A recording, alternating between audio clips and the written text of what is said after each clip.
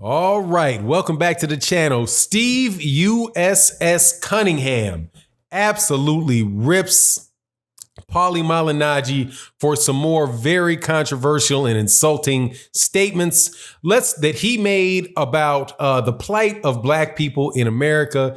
Let's talk about that in this video.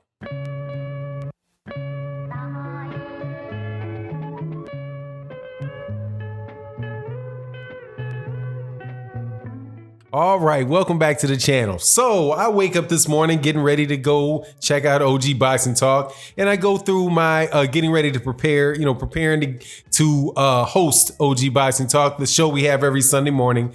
And in my Twitter, I run across a tweet by a former cruiserweight champion named Steve USS Cunningham, great cruiserweight / heavyweight fighter out of the great state of Pennsylvania, great city of Philadelphia. He fought one of his most notable fights. He fought Tyson Fury. He's one of the guys that dropped Tyson Fury. Very outspoken guy, bright guy, and a terrific fighter, knows a lot about the sport of boxing.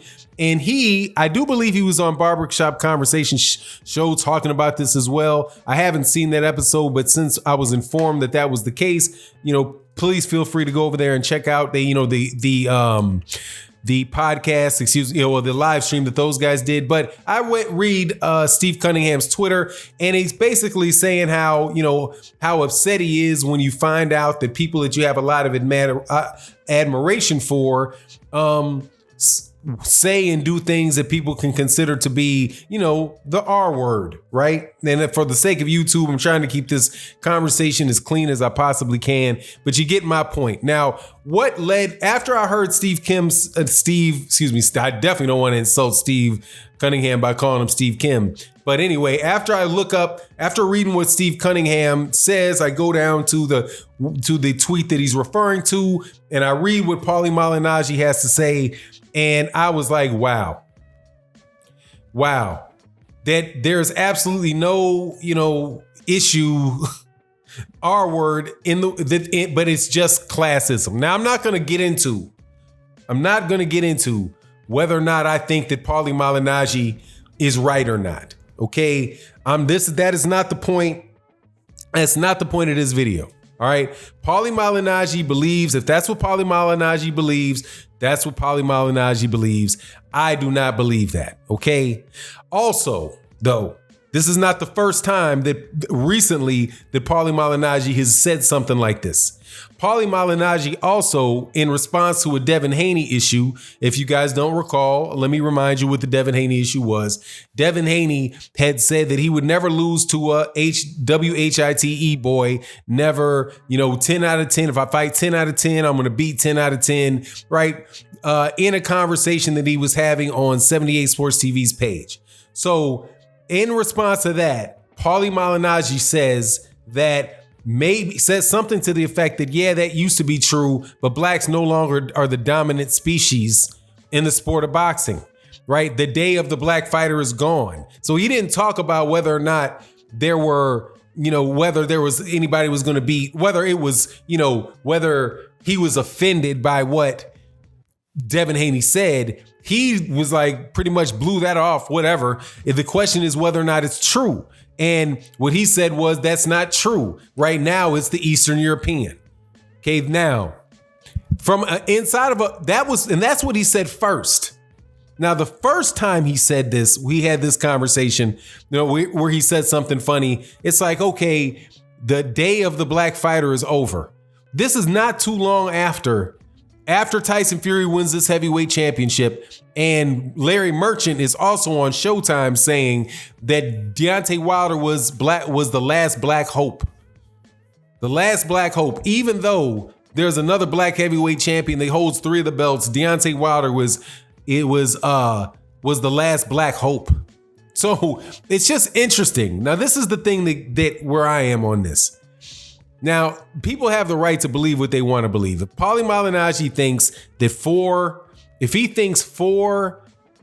Eastern European champions in boxing makes you more dominant than the 14, 15 black champions that are out there, if for some reason 4 is more than 13 for you, Okay, all right. You think that they're more dominant. I don't know.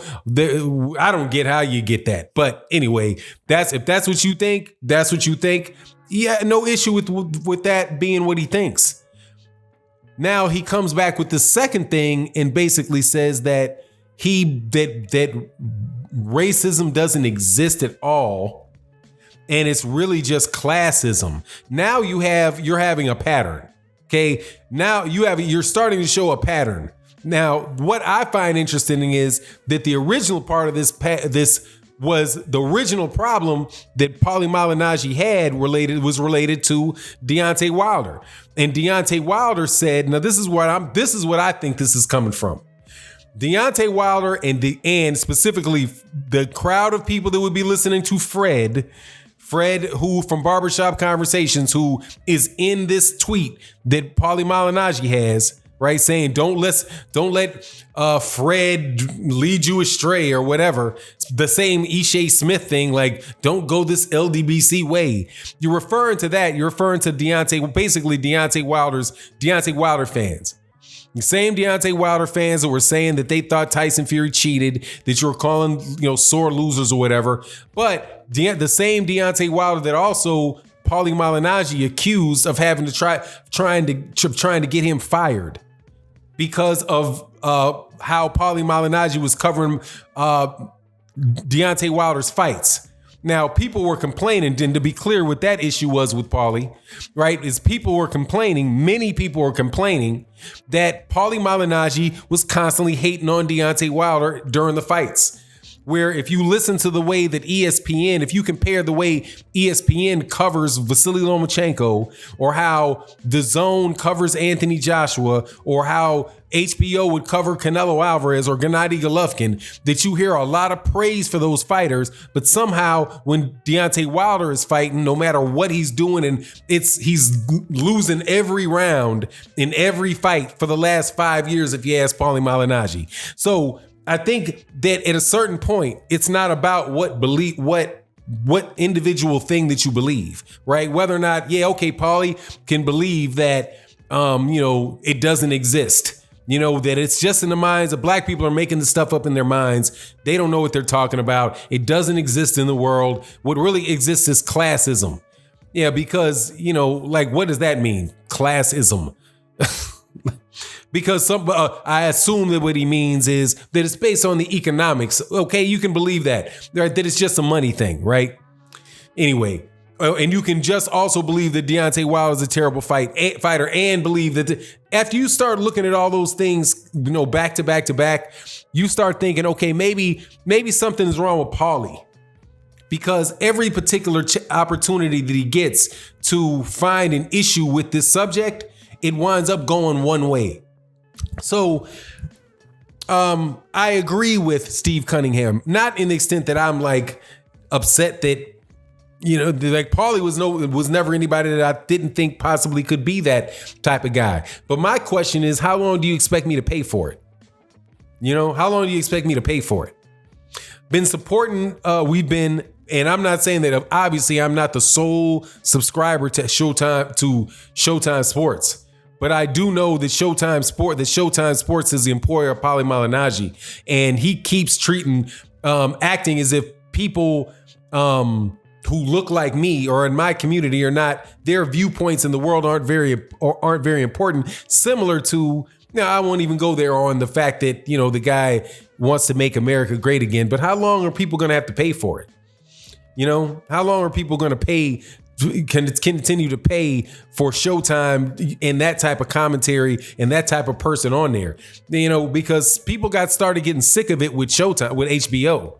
Like when HBO ended, you would have thought that type of stuff was going to end. That's what I thought when HBO ended. When HBO ended, I was like, all right, man, so we don't have to deal with Jim Lampley getting into the face of Floyd Mayweather Jr. and telling Floyd Mayweather, trashing on Floyd Mayweather Jr.'s fight. As soon as he wins the fight, here comes Jim Lampley, or here comes Larry Merchant, just talking about what a bad performance he was doing and all of this stuff. I mean, I would have thought when they left, it was going to be over. But no, you got Jim Gray sitting in Deontay Wilder's face saying, hey, nobody wanted to see that fight. Nobody wanted to see that fight. Like, when are we going to get this fight? Like, hold on, man. We just paid for that fight. Just paid you for that fight. Why are you trashing the fight? Anyway, I don't know how much longer, as much of a supporter I've been to Showtime. Seriously, Pauli Malignaggi can say what Pauli Malignaggi wants to say, but I ain't got to pay for it. You know what I mean? Anyway, it is what it is. You let me know what you think in the comment section. And with that, I'm out.